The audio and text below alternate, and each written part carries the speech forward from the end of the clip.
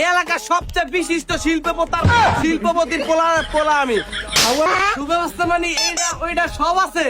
যা আমার বলা গেলে যা।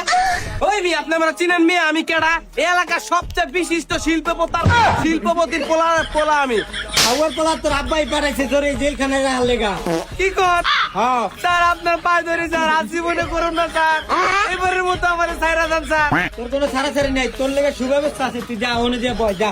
সুব্যবস্থা মানে এইটা ওইটা সব আছে। আমার বলা এর লেগে তো তোমার পাঠাইছে, তুমি আবার ওটির কথাই কও। যাও বিটে যাও।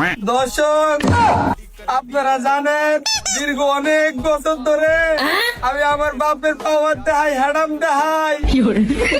আজকে আমার এই অবস্থার লেগা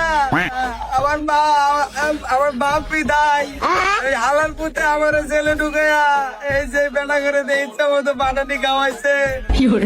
আমি বলে নেশা কর, আমি বলে ভালো না, আমি ওদের একমাত্র পোলারে কয়দিন জেলে রাখতারে। আমার বলা তুই একমাত্র পোলা হইলি কেমনি?